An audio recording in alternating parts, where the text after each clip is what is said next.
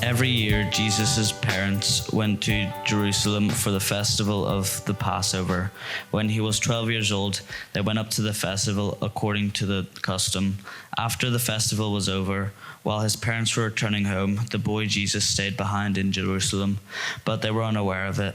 Thinking he was in their company, they traveled on for a day. They began looking for him among their relatives and friends. When they did not find him, they went back to Jerusalem to look for him.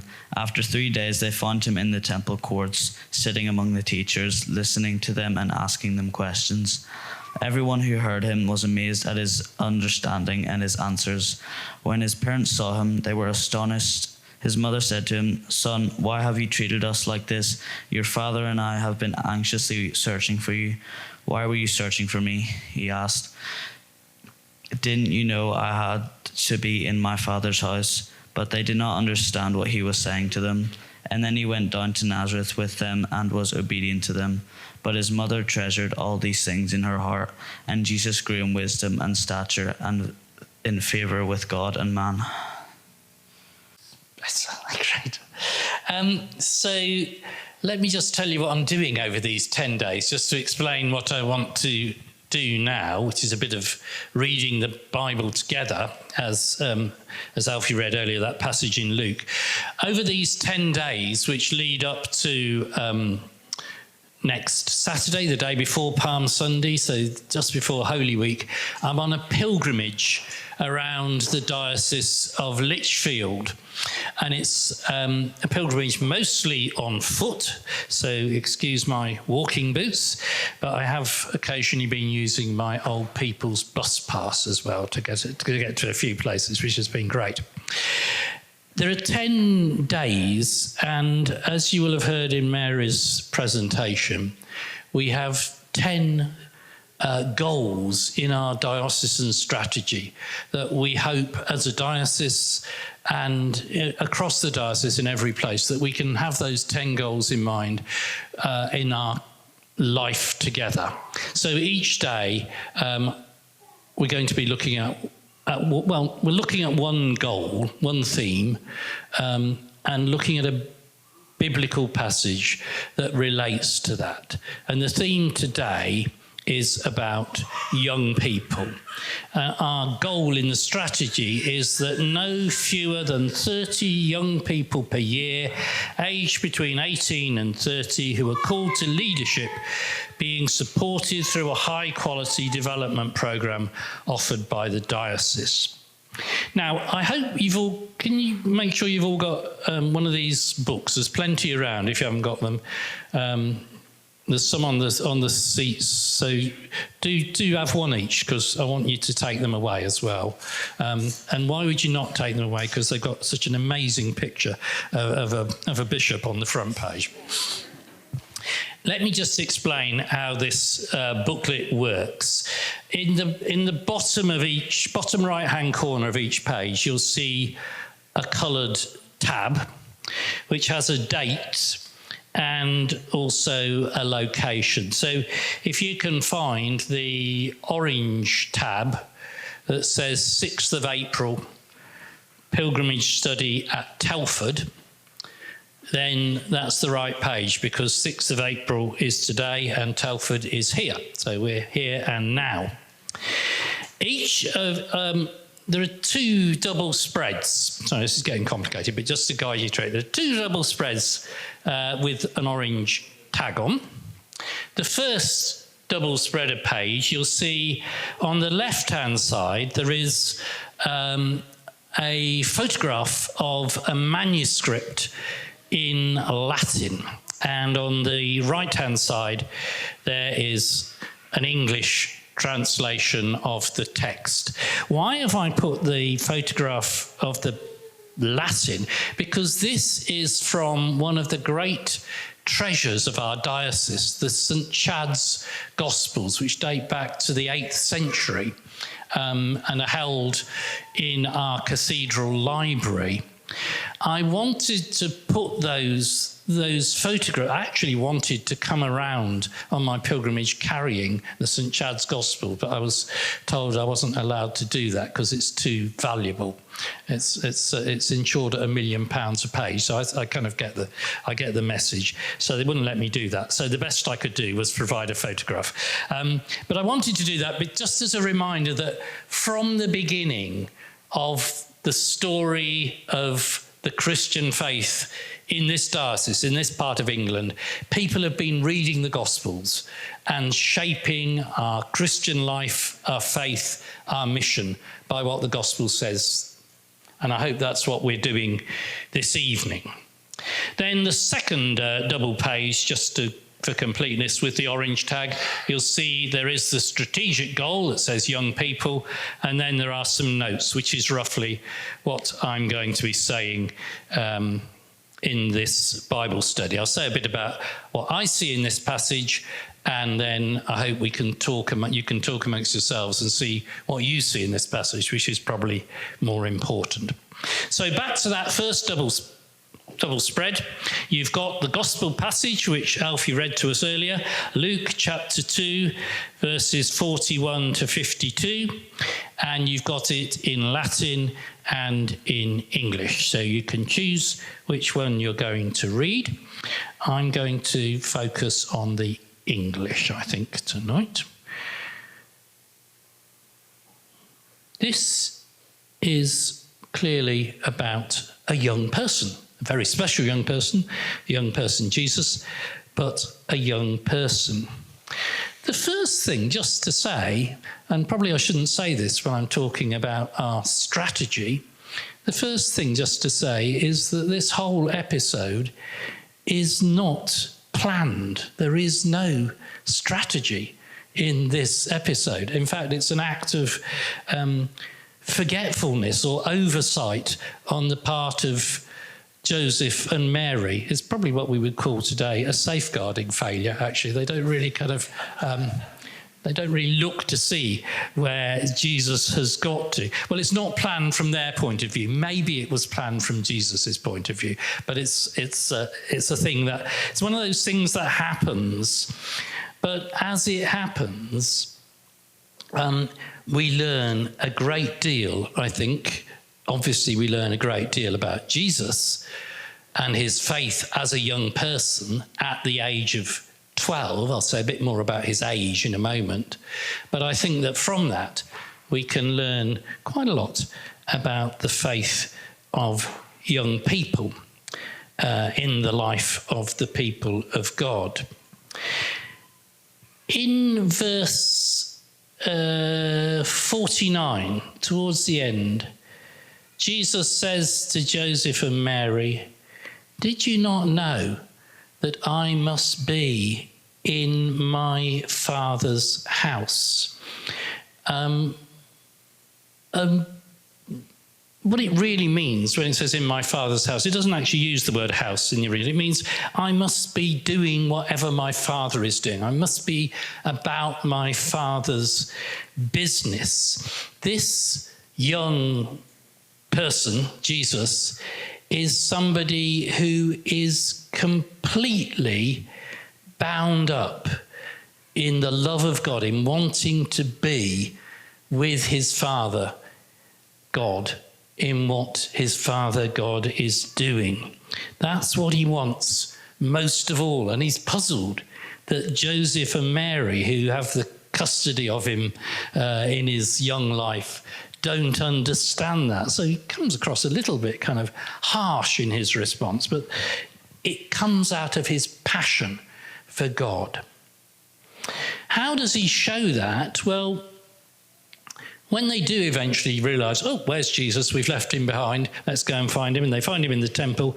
He is, it says in verse 46, he's sitting among the teachers, listening to them and asking them questions. This is such a strong reminder, in case we're ever tempted to forget, that Jesus is Jewish and he grows up in a very totally Jewish environment, and he learns in a very Jewish way, because the way that you learn in Judaism is by asking and answering questions.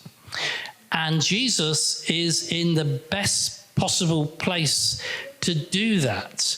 He's with the right people, the people who, the teachers, the people who are soaked in knowledge of the scriptures. He's in the right place in the temple where those people are gathered.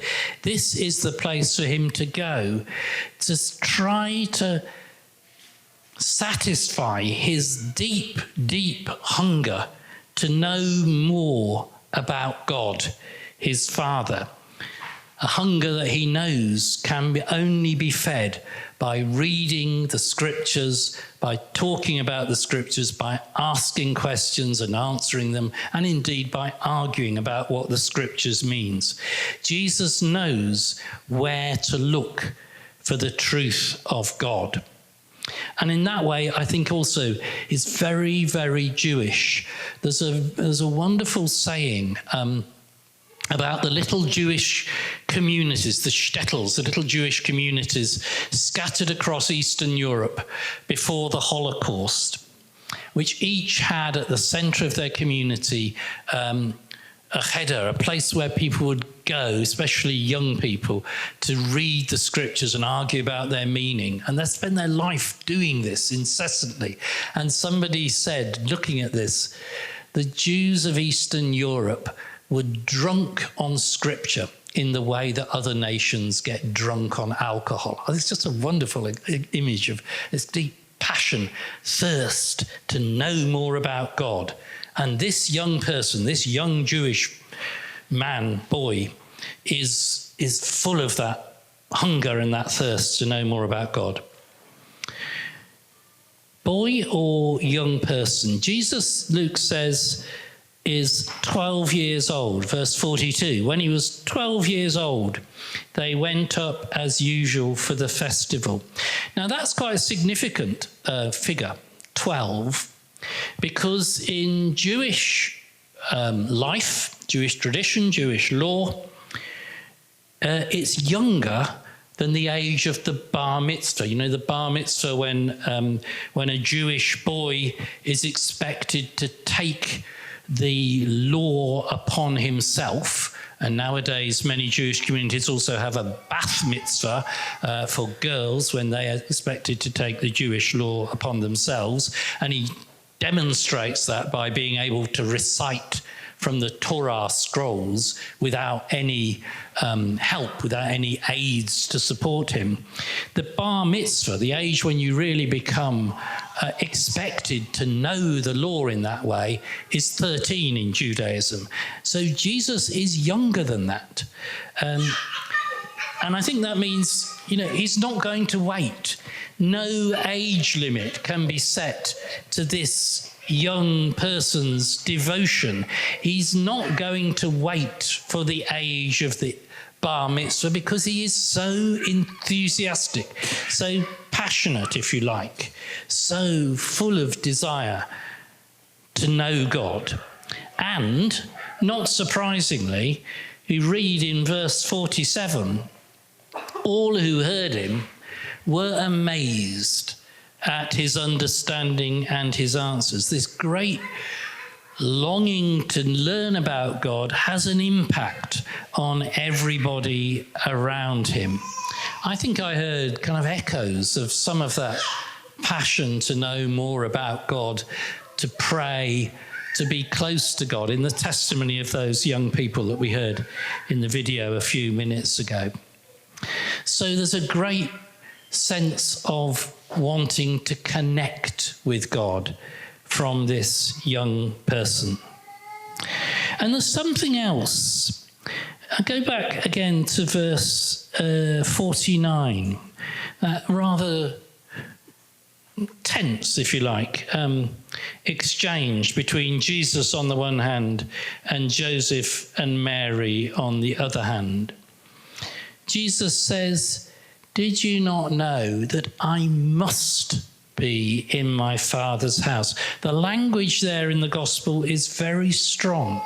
I must be in my Father's house. It's not even that Jesus really chooses to be in his Father's house. There's a sort of sense of compulsion, and he's surprised that Joseph and Mary do not understand this because he is so overmastered by his own deep sense of spirituality. So I think one thing that I take from this passage is to take very, very seriously young people's sense of the Spirit, of their closeness to God, of their desire to know more about God. This is really, I remember when I was a young person, which is a very long time ago now, but I do remember that really longing to know more about God. And I think sometimes we underestimate that in our young people. Let's take that really seriously. I've seen it in young people throughout my ministry. But there's one more thing that I want to just point out from this, which is a bit more difficult. And it is that difficult exchange when his parents, when he's reunited with his parents. And I wonder, can I have a picture at that point? I love this picture, which I hope is going to appear on the screen. Can you see that? Can you have a look carefully at that picture? This is a picture called The Return of Jesus from the Temple. It's by an Italian artist that was actually painted in France in the 14th century. Italian artist who rejoiced in the refreshing name of Martini. And it's now in the art gallery in Liverpool, the Walker Art Gallery. But if you can see, look at the body language. On the far right, you've got Jesus with his arms folded. And, you know, if he were not the incarnate Son of God, you would say this is a stroppy teenager with attitude. Just look at the way he's got his arms folded. He's staring straight ahead with a very sort of bolshy expression on his face, I think you'd say. On the left, staring at him is his mother, Mary. And you can see, I think the language I'd use for that is passive-aggressive, actually. She's probably thinking maybe I should have looked out for him a bit earlier. Maybe she's feeling a little bit guilty, but she's also feeling clearly hurt by this difficult exchange. Then look in the middle, his whole body is contorted into awkwardness. You've got Joseph kind of saying, oh, yeah, but, you know, on the one hand, on the other hand, just speak nicely to your mother, son. And mother, can't you just understand what he's doing? He's very anxious, isn't he? And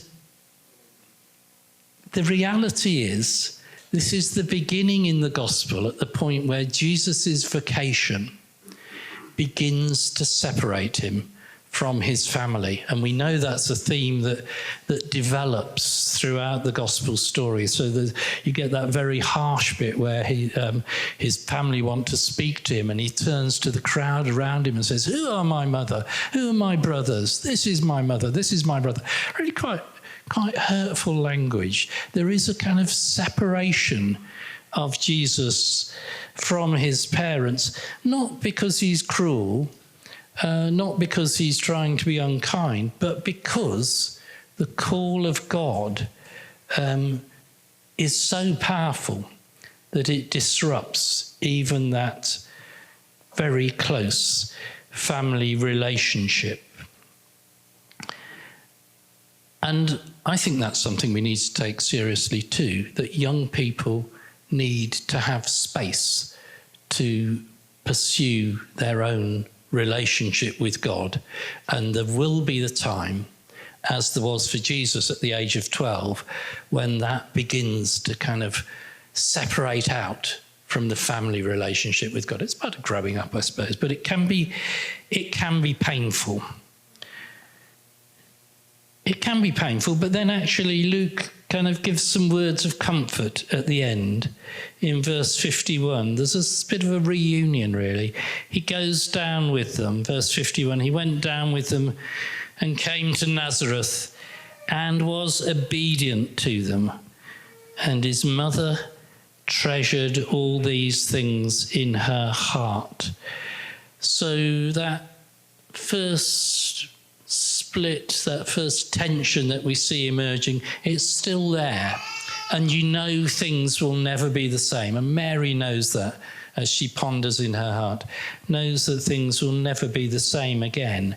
But she knows she needs, and probably Joseph knows as well, they need to let Jesus allow this overpowering sense of his connection with God to lead him on his own path. And something like that, I think, is true of us in the church, of us in our families, if we are truly to want young people to grow in the faith. We need to make that space for them to do that.